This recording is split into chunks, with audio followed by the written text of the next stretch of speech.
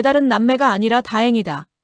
진태석이 진세훈을 바라보며 속으로 흘린 그 한마디가 그 집안의 운명을 조용히 갈라놓기 시작했는데요.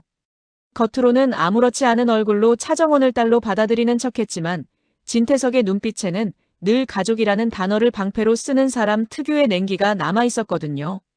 진태석은 차정원의 손을 잡으며 우리 잘 지내보자를 반복했는데 그 말이 따뜻해서가 아니라 위험해서 더 소름이었었습니다. 잘 지내자는 말은 관계를 시작하자는 말이 아니라 입을 막고 규칙을 강요하겠다는 선포처럼 들릴 때가 있으니까요. 차정원은 그걸 모를 리가 없었는데요. 정원은 살아남기 위해 웃는 법부터 배운 사람이었고 이제는 무너뜨리기 위해 웃어야 하는 사람이기도 했습니다. 그래서 차정원은 마지못해 진태석의 손을 잡아줬는데요. 용서가 아니라 덫 안으로 들어간다는 뜻으로 손을 내민 거였고 차정원은 그 의미를 누구보다 정확하게 알고 있었습니다. 한혜라도 알고 있었습니다. 한혜라는 회장 자리에 올라앉은 뒤로 더 자주 웃어 보였는데 그 웃음은 기쁨이 아니라 공포를 누르는 표정이었거든요. 한혜라는 진태석을 향해 복수의 연극을 시작하기로 결심했고 차정원도 진태석을 향해 복수의 연극을 시작하기로 마음을 굳혔습니다.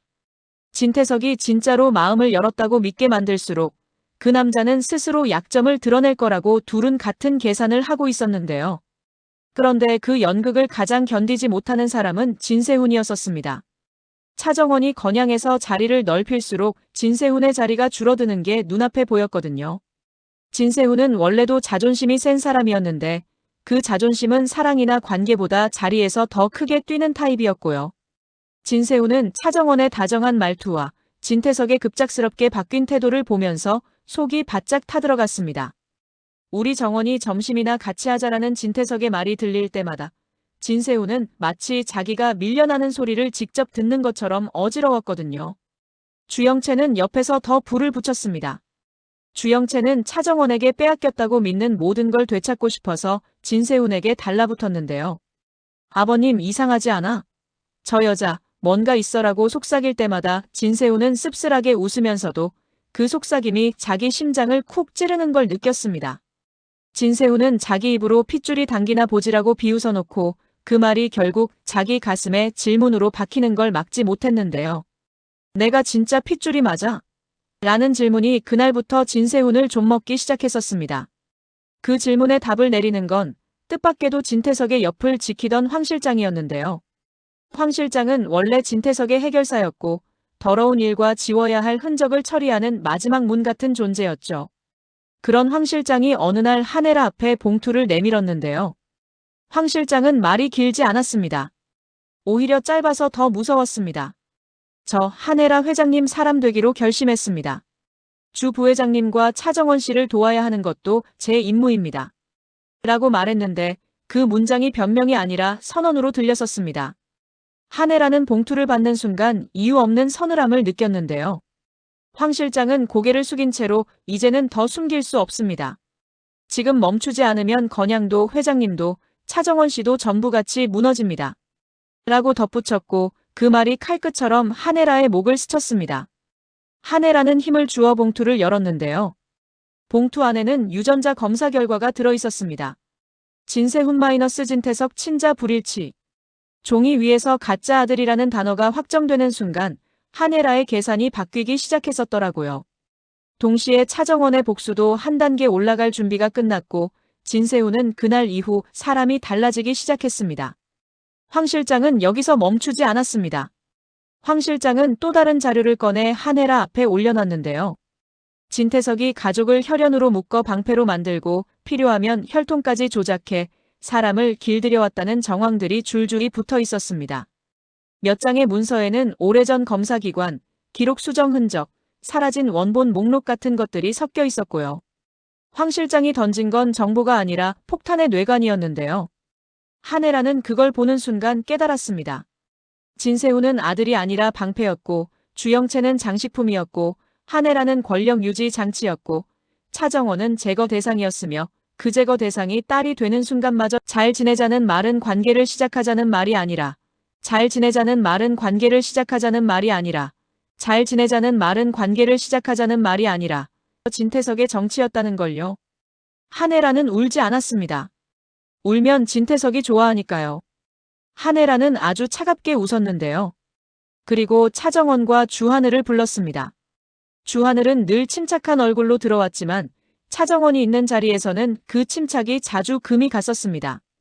주하늘은 차정원의 비밀을 알고도 곁에 남아준 유일한 사람이고 건양의 비리를 끝까지 파헤치겠다고 마음먹은 추적자이기도 했으니까요.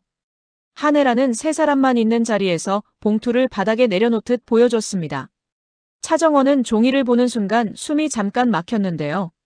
정원이 놀란 건 진세훈이 가짜라서가 아니라 진태석이 그 가짜를 만들어내는 방식이 너무 진태석답게 정확했기 때문이었었습니다. 차정원은 침착한 얼굴을 유지하려고 애를 쓰며 주하늘을 바라봤습니다. 주하늘은 짧게 말했는데요. 이건 무너뜨릴 수 있는 증거가 아니라 무너뜨려야만 하는 이유입니다. 한혜라는 그 말에 고개를 끄덕였고 차정원은 조용히 덧붙였습니다. 진태석이 가족을 믿게 만들수록 더 크게 무너져요. 우리가 가족 연극을 더 완벽하게 해야 해요. 한혜라는 차정원을 똑바로 보면서 말했는데요. 정원아, 내가 힘들 거 알아. 그래도 진짜로 아버지처럼 대해. 마음을 열게 만들어. 그러면 그 남자는 자기 손으로 자기 심장을 내놓을 거야. 차정원은 웃고 싶다가도 웃으면 토할 것 같은 기분이 들었지만 고개를 끄덕일 수밖에 없었습니다. 무섭지만 방법이 없었거든요. 그날 이후 건양 집안엔 기괴한 연극이 시작됐습니다. 한혜라는 가족들을 불러 모으고 이제부터 우리가 진짜 가족이야 라고 선언했는데요. 진세미는 차정원을 바라보며 이를 악물었고 주영채는 속이 타들어가며 자기 자리가 흔들리는 걸 느꼈고 진세훈은 웃지도 울지도 못한 얼굴로 자리를 지켰습니다. 진세훈의 눈에는 공포가 선명했는데요. 차정원이 가족으로 들어오는 순간 진세훈의 자리가 줄어드는 게 아니라 진세훈이라는 존재 자체가 흔들릴 수 있다는 걸 본능적으로 알았으니까요. 진태석은 그 분위기를 즐기는 듯이 보였는데요. 우리 정원이 내 딸이라는 말을 더 크게 꺼내며 한혜라의 표정을 살폈고 한혜라가 잠깐이라도 흔들리는 척만 해주면 진태석의 얼굴엔 안도감이 번졌습니다. 진태석은 미움은 견뎌도 무관심은 못 견디는 남자였고 누가 봐주는 척만 해도 자기가 다시 세상의 중심으로 돌아온 줄 착각하는 남자였으니까요. 한혜라는 그 착각을 일부러 키워줬습니다. 술잔을 들고 웃고 안아주고 당신 참 안쓰러워를 속삭이며 진태석의 마음을 풀어줬는데요. 진태석은 그 한마디에 숨이 풀렸고 그 숨이 풀리는 순간마다 스스로 지켜온 경계도 같이 풀리고 있었습니다. 한혜라는 결국 진태석 앞에서 선을 넘는 말을 꺼냈습니다. 정원이 딸로 받아줘. 공식적으로. 완전히. 그러면 예전으로 돌아갈게. 진태석은 그 순간 승리했다고 믿었는데요. 한혜라가 다시 자기 편으로 돌아왔다고 착각했고 그 착각은 진태석의 몰락 시작이었습니다. 한혜라는 진태석이 무릎을 꿇을 정도로 매달리는 걸 보면서도 표정 하나 흐트러뜨리지 않았고요. 사랑이 아니라 생존으로 무릎을 꿇는 남자의 눈빛이 얼마나 위험한지 한혜라는 누구보다 잘 알고 있었습니다. 차정원도 연극을 이어갔습니다. 점심자리에서 진태석은 또 눈물을 꺼냈는데요. 내가 내 핏줄인 줄 알았다면 그런 짓 안 했을 텐데 내가 평생 안고 갈 죄야라고 말했습니다. 차정원은 그 말을 듣는 순간 몸속 어딘가에서 차가운 분노가 올라오는 걸 느꼈는데요. 진태석의 죄책감은 반성이 아니라 이미지 복구 도구였고 차정원은 그 가짜 죄책감 냄새를 너무 많이 맡아온 사람이었습니다. 차정원은 조용히 물었습니다. 왜 그렇게까지 절 죽이고 싶어 하셨어요? 진태석은 흔들리는 척 눈을 내리깔고 가장 쉬운 길로 도망갔습니다. 내가 잠시 미쳤었나 봐. 아빠를 용서해 줄 수 없겠니? 차정원은 용서라는 단어를 삼켰습니다. 아직 용서를 모르지만 끝내는 법은 알았으니까요. 차정원은 아주 조심스럽게 연기했습니다. 용서가 뭔진 잘 모르겠어요. 그래도 당신이 내 아버지라는 건 변하지 않잖아요. 진태석은 그 말을 듣고 차정원의 손을 잡았고 그 손을 잡는 힘이 애정이 아니라 소유처럼 느껴져서 더 서늘했었습니다. 그 장면을 문 밖에서 진세훈이 보게 됐는데요. 진세훈의 두 주먹이 저리게 떨렸습니다. 분노 때문만이 아니었습니다. 내 자리가 뺏기는 느낌이 진세훈을 미치게 만들기 시작한 거예요. 진세훈은 그날 밤 자기 방에서 혼자 웃었습니다. 웃음 같지 않은 웃음이었는데요. 남매가 아니라 다행이라는 진태석의 속말이 왜 그렇게 또렷하게 들리는지 진세훈은 이해할 수가 없었습니다. 이해할 수 없는 건 보통 진실에 가까웠고 진세훈은 그 진실이 자기 목을 조르는 걸 느꼈습니다. 그리고 진세훈은 곧 이유를 알게 됩니다. 주하늘이었습니다. 주하늘은 진세훈을 조용히 불러냈고 말없이 봉투를 내려놓았습니다. 진세훈은 봉투를 찢어보듯 열어 확인했는데요. 그 순간 진세훈 얼굴에서 피가 빠져나갔습니다. 진세훈은 종이를 한참 바라보다가 낮게 웃었습니다. 자존심이 부서질 때 나는 소리였는데요. 야, 이거 뭐야? 진세훈이 묻자 주하늘이 차분히 말했습니다. 사실입니다. 진세훈은 종이를 흔들며 거칠게 숨을 뱉었습니다. 누가 시켜? 너 지금 나 가지고 장난해? 주하늘은 고개를 저었습니다. 내가 알아야 할 진실이라서요. 진세훈은 잠깐 말을 잃다가 아주 낮게 뱉었습니다. 그래서 이제 와서 내가 가짜면 뭐가 달라져?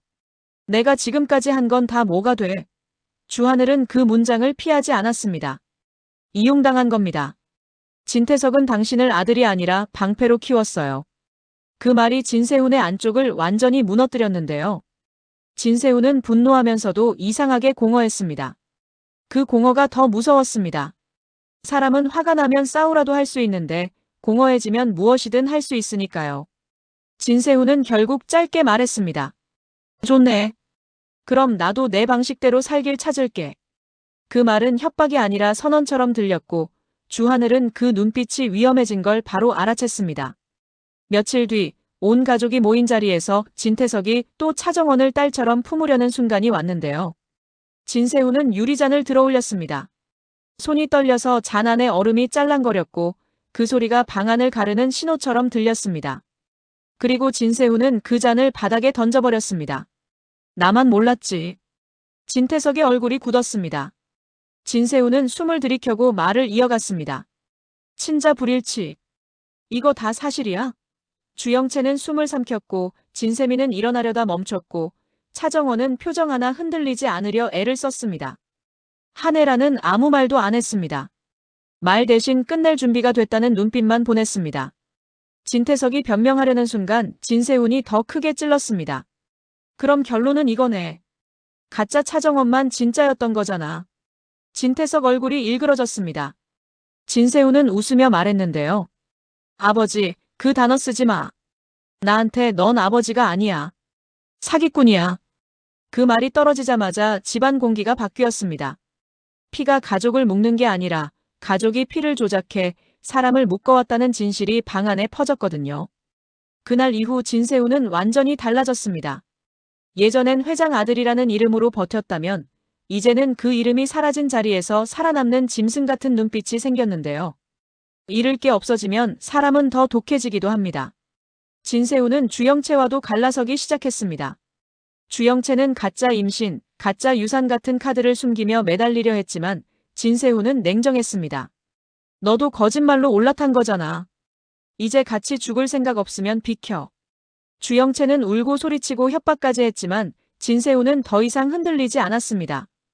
같이 망할 용기가 없으면 관계는 끝나버리니까요. 한편 차정원은 일부러 주영채의 도둑 디자인이 출시되는 순간까지 지켜보기로 했습니다. 막는 게 아니라 더 높이 올라가게 놔두는 쪽이 추락을 더 확실하게 만든다고 차정원은 믿었는데요. 차정원은 내부 증거를 조용히 쌓아두고 주영채가 돈을 받는 흐름까지 하나씩 잡아두었습니다. 주영채는 차정원이 왜 막지 않는지 몰랐고 그게 더 무서웠습니다. 막으면 싸움인데 지켜보면 함정이니까요. 주하늘은 차정원의 결정을 알아보고 짧게 말했는데요. 조금만 더. 한 번에 끝내요. 차정원은 답했습니다. 피하지 못하게. 확실히. 그 말은 다짐이었고 동시에 차정원이 스스로에게 거는 주문처럼 들렸습니다. 그 사이 공난숙의 기색이 심상치 않았습니다. 공난숙은 세무조사 정도로 흔들릴 사람이 아니었는데 이번엔 달랐습니다. 돈줄이 막힌다는 건 공난숙에게 단순한 손해가 아니라 존재 자체가 끊기는 공포였거든요. 주하늘은 직접 나서지 않고 대신 조용히 도시락을 보냈습니다. 겉으로는 별것 아닌 배려처럼 보였지만 공난숙은 그런 사소한 온기에 약한 구석이 있었고요. 특히 그 온기를 주는 사람이 주하늘이면 더더욱 그랬습니다. 공난숙은 도시락을 보며 속으로 중얼거렸습니다. 내가 낳은 것도 아닌데 진짜 내 새끼 같네. 공난숙도 그런 생각이 위험하다는 걸 알면서도 위기일수록 자기 편이라 믿을 누군가를 만들어내고 싶어 했고 그 대상을 주하늘로 정해버린 겁니다. 진태석은 공난숙에게 세무조사를 꽂아 넣은 게 들킬까 불안해하면서도 겉으로는 더 공격적으로 굴었습니다. 공난숙이 주식을 끌어모은 흔적, 협박 편지, 그리고 건양을 삼키려는 속내를 들먹이며 서로를 물어뜯었는데요. 두 사람은 대화하는 것처럼 보여도 사실은 서로의 약점을 낚아채기 위한 사냥을 하고 있었습니다. 공난숙은 결국 한혜라를 찾아갔습니다. 세무조사 좀 막아줘. 그 말은 공난숙에게 거의 굴욕 선언이었는데요. 한혜라는 그 굴욕을 즐기지 않았습니다. 즐기는 척만 했죠. 무릎 꿇어. 한혜라가 그렇게 말하며 선을 넘는 듯 보였지만 계산이 있었습니다. 공난숙은 아직 버릴 패가 아니었습니다. 진태석을 끌어내리려면 공난숙의 분노와 돈과 정보가 필요했거든요. 한혜라는 공난숙을 돌려보내며 속으로 정리했는데요. 지금은 살려.